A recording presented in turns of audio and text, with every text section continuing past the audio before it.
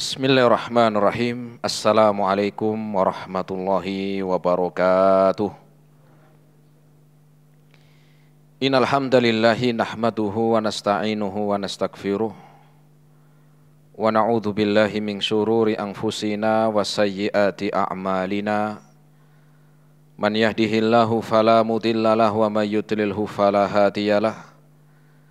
Ashhadu an la ilaha illallah wahdahu la syarikalah wa ashhadu anna Muhammadan abduhu wa rasuluh. Qala Allah Ta'ala fi kitabihil karim, ya ayyuhalladzina amanu taqullaha haqqa tuqatih wa la tamutunna illa wa antum muslimun. Ma'asyiral muslimin jamaah rahimani Allah wa iyyakum jami'an.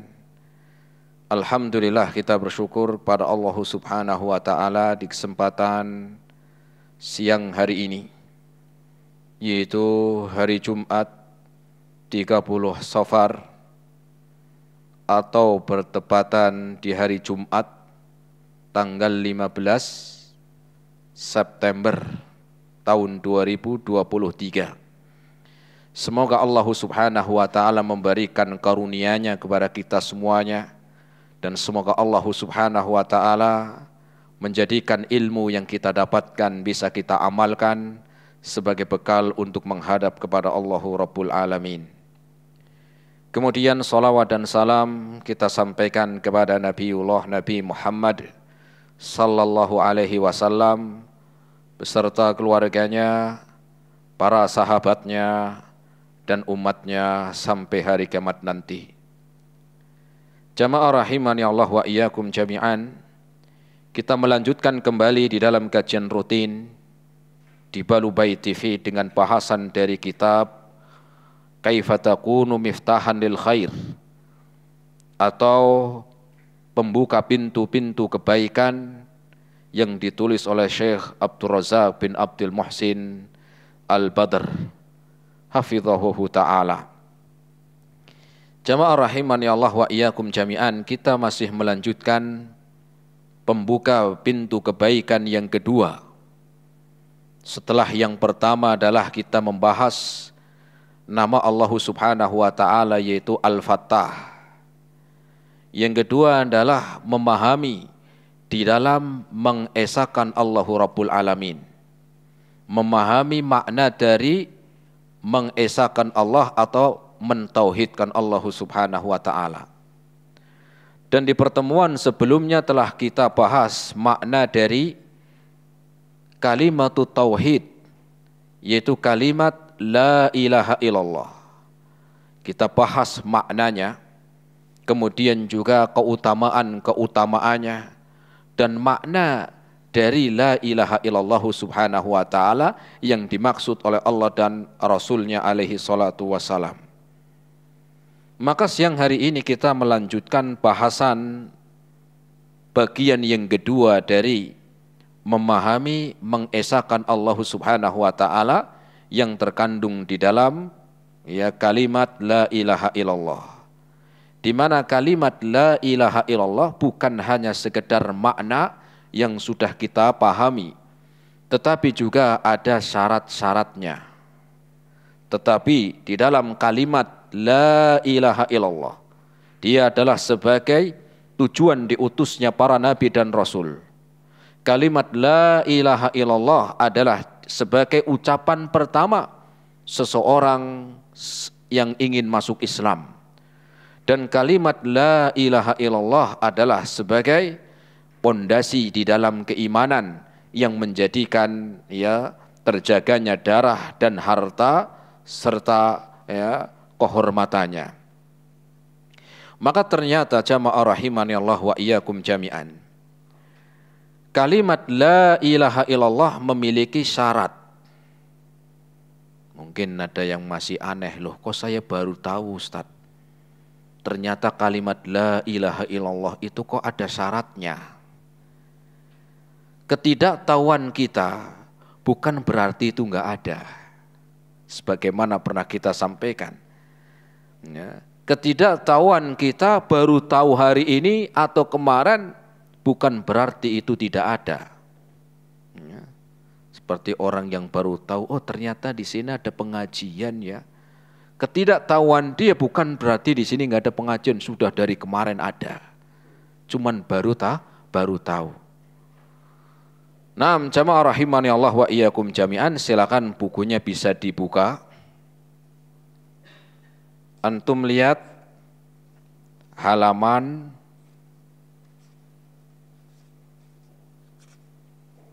yang ke-24.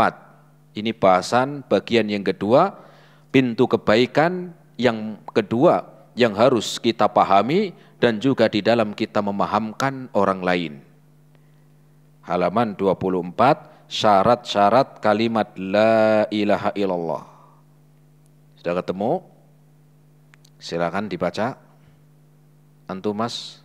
Ya, karena kan mic-nya dekat antum. Ya, Iqra. Bismillahirrahmanirrahim. Syarat-syarat kalimat la ilaha illallah.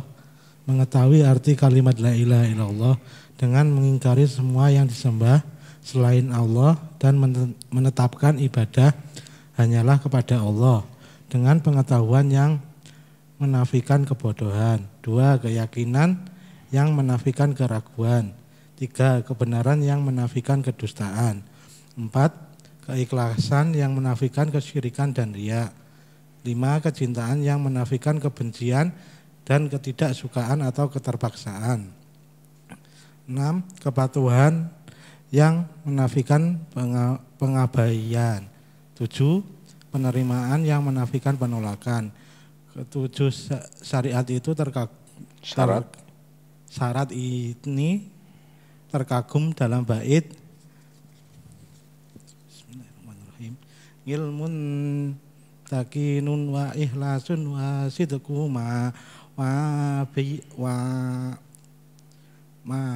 mahabatin wa niqatin wal taqululaha. Ilmu keyakinan, ikhlas, benar, cinta, tunduk atau patuh dan menerima. Syekh Al-Alamah Hafiz Hakami mengampuni syarat ini, menghimpun syarat ini dalam beberapa bait nazam atau puisinya yang sangat indah yang berjudul Sulamul Wushul. Iya, cukup. Jamaah rahimani Allah wa iyyakum jami'an. Syekh Abdul Razak akan menjelaskan setelah memahamkan kepada kita atau mengajarkan kepada kita dari makna kalimat la ilaha illallah. Rasul sallallahu alaihi wasallam menyebutkan di dalam hadisnya, man akhiru kalamihi la ilaha illallah dakhalal jannata. Barang siapa yang akhir kehidupannya dengan kalimat la ilaha illallah dakhalal jannah, maka dia masuk surga. Maka disebutkan apa? Kalimat la ilaha illallah, kalimat syahadat adalah miftahul jannah, kunci surga.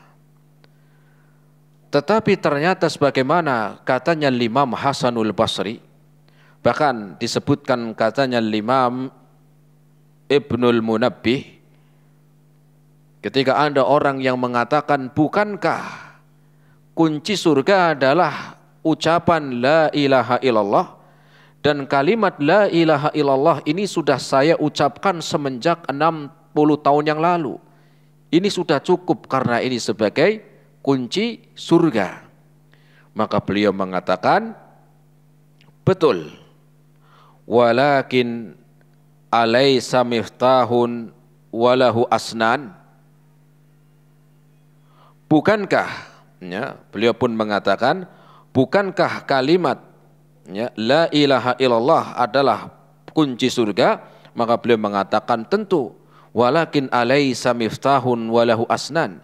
Bukanlah kunci memiliki gerigi, memiliki kode-kode. Enggak setiap orang bawa kunci itu bisa masuk bisa masuk tempat yang dia inginkan. Ya. Fa in ji'ta bimiftahin lahu asnan futihalak. Kalau engkau bawa kuncinya yang sesuai dengan pintunya, sesuai dengan kodenya, dan sesuai dengan geriginya, terbuka pintunya. Wa illa falam yuftah laka. Tetapi sebaliknya ketika engkau bawa kunci, tetapi bukan pintunya, dan bukan sesuai gerigi dan kodenya, nggak bakalan kebuka itu pintu. Sehingga makna dari ucapan ini menjadikan, ya, bukan apa, ya, makna dari ucapan Ibnul Munabbih ini bahwa kalimat la ilaha illallah itu bukan hanya sekedar di lisan, bukan hanya sekedar di tulisan, tetapi kalimat la ilaha illallah memiliki syarat-syarat. Dan kita tahu bahwasanya rukun Islam ada 5. Rasul mengatakan yang pertama ketika ditanya akhbirni anil Islam, faqala Nabi sallallahu alaihi wasallam, al-Islamu an tashhada an la ilaha illallah wa anna Muhammadan abduhu wa rasuluh wa iqamis salati wa iqamiz zakati wa iqamis salati wa itaiz zakati wa shaumi Ramadan wa hajjil bait. Rasul menyebutkan rukun Islam ada 5. Yang pertama adalah kalimat syahadat, salat, puasa, ya, salat, zakat, puasa, haji. Dari 5 ini 4 salat, ya, dari 4 salat, kemudian zakat, haji dan puasa ini punya syarat semuanya. Maka nggak mungkin kalimat la ilaha illallah tidak ada syaratnya, itu nggak mungkin. Kalau dari 5 rukun Islam itu, pertama syahadat, yang keduanya sholat, zakat, puasa dan haji, dari mulai sholat sampai haji itu ada syaratnya. Tidak mungkin kalau kalimat la ilaha illallah itu tidak ada maknanya, ini nggak mungkin. Tidak, Pak, tidak mungkin. Kenapa? Karena kalimat syahadat itu lebih agung dari sholat, dari puasa, dari zakat, dari haji. Kenapa? Karena seorang kalau seandainya dia sholat, dia puasa, dia zakat, dia haji, tapi nggak mengucapkan syahadat, nggak ada manfaatnya. Sehingga kalau 4 yang dari nomor 2 sampai ke 5 itu semua ada syaratnya, nggak mungkin syahadat itu nggak ada syaratnya. Contoh, sholat. Apa syarat sholat? Syarat sholat adalah berwudu, bersuci. Sehingga orang kalau sholat kok nggak wudu, ya nggak diterima sholatnya. Karena syarat sholat itu bersuci. Rasul mengatakan dalam hadisnya, la yakbalu sholata ahadikum hatta yatawaddo'a. Tidak diterima sholat salah seorang kalian sampai dia berwudu. Sehingga sholat seorang nggak diterima kapan? Ketika tidak berwudu. Kenapa? Karena wudu sebagai syarat sholat. Zakat. Apa syarat zakat? Syarat zakat adalah di antara syaratnya memiliki harta. Memiliki harta, dan harta tersebut bukan cuma punya, sudah memasuki nisab. Ukuran minimal dia wajib mengeluarkan zakat. Sehingga kalau dia banyak utang, nggak punya uang, loh gimana dia mau zakat? Maka batal zakat untuk dia. Kenapa? Karena syaratnya punya harta dan sudah sampai nisabnya. Ini syarat di dalam zakat. Maka ketika orang ini banyak utang, ya, kemudian dia bagaimana dia membayar zakat? Wong sendiri utangnya banyak. Ya, sehingga apa? Syarat di dalam zakat dia memiliki harta, dia nggak punya utang, kemudian apa? Dia sudah sesuai nisabnya, sudah sampai nisab. Maka ketika syarat di dalam zakat ini nggak ditempuh, maka batal sudah zakatnya. Kemudian yang ketiga, puasa. Bagaimana syarat seorang puasa? Di antara syarat puasa yaitu dia berakal. Berakal. Apa maknanya berakal? Dia bukan orang gila. Bukan anak kecil yang belum tamyiz. Enggak ada kewajiban mereka. Kenapa? Karena apa? Karena orang yang kurang akalnya tidak ada kewajiban. Bagaimana orang ya apalagi yang akalnya sudah berkurang atau mungkin orang gila atau mungkin apalagi orang pikun ya ditanya Pak sudah makan belum Pak? Oh saya belum main bola. Maka nggak nyambung. Maka syarat puasa adalah di mana seorang dia sudah ya dia berakal. Ya, dia berakal. Kemudian haji juga sama. Haji pun ada syaratnya. Apa syarat haji? Ya dia mampu dalam segi harta, kemampuan, fisik. Ya. Maka itu diantara syarat-syarat sholat, syarat-syarat zakat, haji, dan puasa, maka nggak mungkin yang pertama syahadat tidak ada syaratnya, tidak mungkin. Kenapa? Karena kalimat syahadat itu jauh lebih agung dari sholat, dari puasa, dari zakat dan haji. Kenapa? Pintu pertama. Sebagai pintu pertama sehingga tidak boleh untuk dilalaikan. Maka siang hari ini kita akan bahas syarat-syarat la ilaha illallah. Kenapa? Karena bukan sekedar ucapan, bukan sekedar di lisan, apalagi cuma tulisan. Tetapi ada syarat-syaratnya. Kita akan bahas dari ya buku yang sudah dibagikan. Poin yang pertama, syarat di dalam la ilaha illallah yang pertama adalah ya berilmu. Apa maknanya berilmu? Paham. Makna berilmu adalah memahami. Ya. Syarat di dalam seseorang mengucapkan la ilaha illallah subhanahu wa ta'ala, la ilaha illallah, maka dia harus wajib syaratnya memahami. Paham maknanya. Kenapa harus diwajibkan sebagai syarat paham? Karena banyak orang yang nggak paham kalimat la ilaha illallah, tahu artinya tapi nggak paham. Orang musyrikin Quraisy, ya, mereka dahulu paham nggak kira-kira? Saya tanya, kira-kira orang musyrikin dulu pada zaman Rasul paham nggak artinya la ilaha illallah? Mereka paham nggak?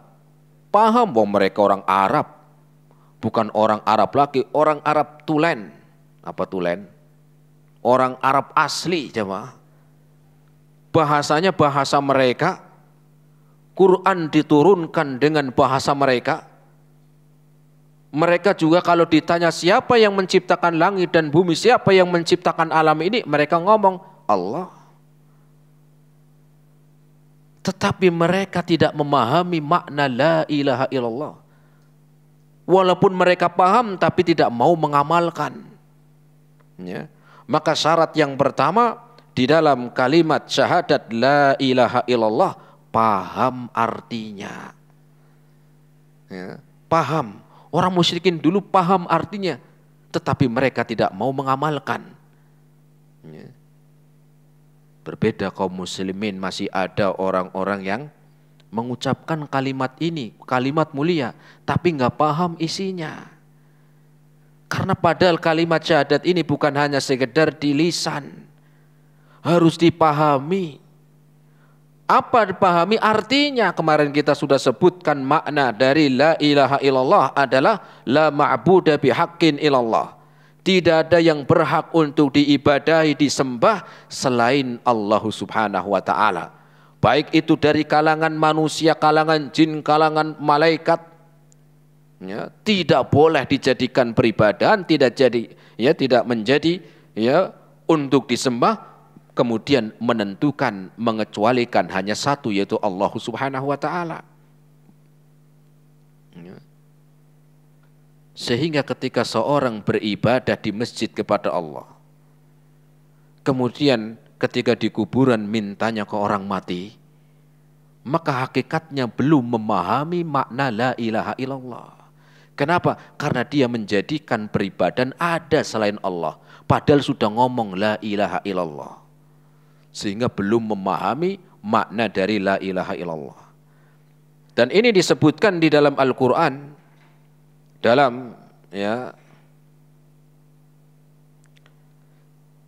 disebutkan dalam Al-Quran surat Muhammad ayat yang ke-19.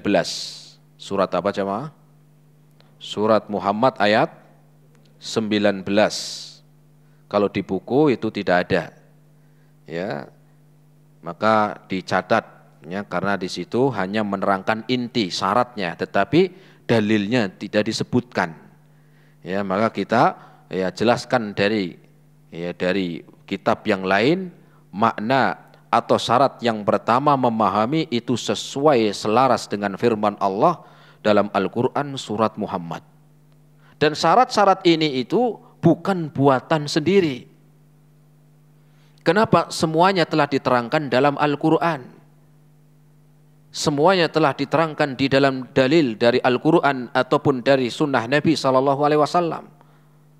Sehingga jangan sampai kita itu menjadi manusia yang alergi terhadap dalil Al-Quran dan sunnah. Karena ada orang yang alergi. Ya. Kata dia, dikit-dikit dalil, dikit-dikit dalil.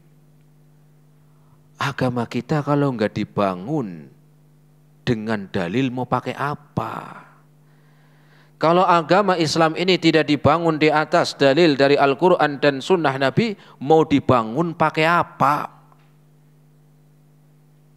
Maka jangan sampai menjadi manusia yang alergi terhadap Al-Quran dan sunnah Nabi. Dan semua syarat-syarat yang disebutkan para ulama di dalam syarat la ilaha illallah, semuanya ada dalilnya dari Al-Quran dan sunnah Nabi. Dan yang pertama adalah memahami artinya. Dipahami artinya benar. Sehingga jangan sampai kita seperti orang yang sudah tahu ada tulisan larangan tapi apa? Tapi enggak paham. Ya. Tapi enggak paham. Ya. Ada tulisan mau masuk ruangan, dilarang merokok. Ya. Kemudian dia masuk ruangan, masih ngerokok. Kemudian ditanya, ya, Mas, kok jenengan masih ngerokok? Lah kenapa? Lah kan ada tulisannya itu, dilarang merokok. Lah tulisannya itu kan di luar, saya kan di dalam. Ini enggak paham tulisan itu maknanya, ya, kan tadi mau masuk. Ya. Berarti apa ketika mau masuk, di situ ditulis depan pintu dilarang merokok. Ya. Dilarang apa merokok? Maka ketika masuk ya sudah ngikutin aturan karena paham. Berbeda kalau enggak paham, lah tulisannya di luar, saya di dalam. Ya, sehingga tidak memahami atau mungkin aslinya paham tapi enggak terima. Nah, Allah Subhanahu wa taala berfirman dalam Al-Qur'an surat Muhammad ayat yang ke-19, fa'lam annahu la ilaha illallah. Fa'lam, pahamilah. Pahami makna la ilaha illallah. Pahami makna bahwasanya tidak ada sesembahan beribadah yang berhak kecuali Allah Subhanahu wa taala. Surat apa tadi? Surat Muhammad ayat yang ke-19. Ini syarat yang pertama. Syarat yang pertama dalam kalimat la ilaha illallah, pahami artinya. Karena bukan sekedar tulisan dan juga bukan sekedar di lisan. Kemudian syarat yang kedua. Syarat yang kedua adalah al-yakin. Meyakini bahwa kalimat la ilaha illallah itu ya adalah benar-benar. Memahami, setelah memahami yakini. Kita meyakini kalimat la ilaha illallah adalah perintah dari Allah. Dan kalimat la ilaha illallah kita pahami bahwa kalimat ini harus kita yakini benar adanya. Untuk diyakini, bukan cuman untuk ditulis, tetapi diyakini. Ya. Tidak boleh ragu. Ketika ada orang, benar enggak nih kalimat syahadat la ilaha illallah? Jangan-jangan ini masih ada kesalahan ini. Maka ucapan yang demikian bisa menjadikan apa? Bisa menjadikan keyakinan dalam la ilaha illallah batal. Kenapa? Ini syarat. kayak sholat, kayak nggak mau wudhu. Maka syaratnya nggak ada. Maka diantara syarat la ilaha illallah, yakin dulu. Yakin, nggak boleh ragu-ragu. Tidak ada sesembahan yang berhak kecuali Allah. Harus yakin, apalagi kita orang muslim, yakin. Sekarang aneh, kadang-kadang ada orang yang mengatakan, ini ngakunya si muslim. Semua agama sama. Berarti ragu-ragu dengan agamanya sendiri, betul? Karena dia mengatakan semua agama sama. Padahal dalam Islam syarat dari la ilaha illallah meyakini tidak ada sesembahan yang berhak untuk diibadai kecuali Allah Subhanahu wa taala. Kok ada orang hari ini mengatakan semua agama sama? Kalau ditanya ya katanya orang muslim. Aneh enggak jemaah? Aneh enggak kira-kira ini? Enggak, bukan aneh lagi, banget. Wong mereka saja non muslim yang mereka memeluk agama masing-masing selain Islam, mereka kalau ditanya agamanya merasa paling benar gak? Paling benar, mereka pun begitu. Apalagi orang muslim, kok aneh ada orang ngakunya muslim, pakainya peci hitam, tapi ngomongnya apa? Agama sama. Ya, ini berarti kan gak yakin jemaah. Ini gak yakin dalam syarat la ilaha illallah. Ya. Mereka pun ya non muslim yang mereka memeluk agama keyakinan mereka, mereka yakini yang diikutin paling benar menurut mereka. Kok ada orang Islam ngakunya Islam tapi nggak yakin dengan agamanya, tidak yakin dengan la ilaha illallah, padahal keyakinan ini ya sebagai apa? Sebagai syarat yang kedua. Nggak boleh ragu. Tidak boleh apa? Ragu. Dan ini Allah sebutkan dalam Al-Quran surat Al-Hujurat ayat yang ke-15. Surat apa? Al-Hujurat ayat 15. Allah Subhanahu wa taala berfirman, innamal mu'minuna, orang mukmin sejati itu alladzina amanu billahi wa rasulih, mereka beriman kepada Allah dan Rasulnya, tsumma lam yartabu, mereka enggak ada ragu-ragu. Mereka tidak ada ragu-ragu, yakin bahwa agama yang benar adalah agama Islam. Peribadahan yang benar itu hanya Allah Subhanahu wa taala. Ya, harus diyakini. Sehingga ketika dia mengucapkan la ilaha illallah, tetapi dia meyakini apa? Meyakini tentang la ilaha illallah yang dia ucapkan tadi, tetapi meyakini semua agama sama, itu kayak sholat tanpa berwudu. Itu kayak mau haji tapi nggak mampu. Itu kayak mau zakat tapi nggak punya apa? Nggak punya uang. Ya, kenapa? Karena nggak yakin. Dan yakin dalam ya meyakini la ilaha illallah, syaratnya yakin, nggak boleh ragu. Rasul sallallahu alaihi wasallam bersabda, "Man laqita min wara'i hadzal ha'il yashhadu an la ilaha illallah mustayqinan biha qalbu fabashshirhu bil jannah." Rasul sallallahu alaihi wasallam bersabda, "Man laqita min wara'i hadzal ha'il", barang siapa yang kau jumpai orang yang ada di balik bangunan ini dan dia mengucapkan syahadat la ilaha illallah mustayqinan biha, dia yakin, dia meyakini dalam hatinya, fabashshirhum bil jannah, maka kabarkan kepadanya dengan surga. Apa tadi? Mengucapkan syahadat la ilaha illallah dan yakin atas kebenarannya, maka kabarkan kepada orang tersebut, kata Rasul, surga. Maka ini syarat yang keberapa? Yang kedua. Ya, tidak boleh ragu-ragu. Jadi yang pertama harus dipahami maknanya, harus paham artinya. Ya, jangan sampai kita seperti orang-orang yang Allah kabarkan seperti apa? Keledai. Ya, mereka keledai dahulu membawa Al-Quran. Dia bawa di atas punggungnya. Ya, tetapi paham isinya? Keledai nggak paham, yang walaupun yang dibawa Al-Quran tapi nggak paham. ya, maka kita hendaklah pahami maknanya. Ya. Nah, kemudian yang ketiga, syarat la ilaha illallah yaitu al-qabul, menerima, ya, menerima perintahnya, menerima konsekuensinya. Konsekuensi itu kalau bahasa Jawanya apa ya? Apa kira-kira Jawa? Ada yang tahu nggak? Janji, kayaknya kurang ya. Konsekuensi, menerima konsekuensinya, bahasa Jawanya apa ya? Konsekuensi.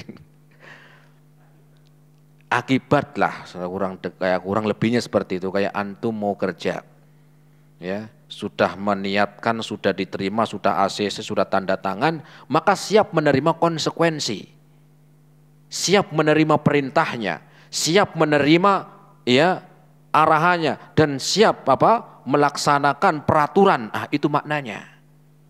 Begitu pula di dalam syarat la ilaha illallah adalah menerima konsekuensinya, menerima yang diperintahkan setelah mengucapkan syahadat la ilaha illallah. Siap menerima di dalam mengamalkan perintah Allah, siap menerima di dalam menjauhi larangannya, siap menerima. Ya, itu maknanya. Bukan hanya sekedar la ilaha illallah, tapi nggak mau melaksanakan perintahnya. Sudah mengucapkan la ilaha illallah, tetapi mintanya kepada orang mati. Jangan mintanya kepada orang mati. Ini akan menyelisih ucapan syahadatnya. Oh enggak, karena orang mati ini orang soleh dulu waktu masih hidup. Ya, saya pengennya meminta ke dia juga. Nah, berarti ucapan la ilaha illallahnya itu belum menerima syaratnya. Kenapa? Karena syarat ketika setelah mengucapkan la ilaha illallah siap untuk melaksanakan, ya, dari perintahnya atau menjauhi larangannya.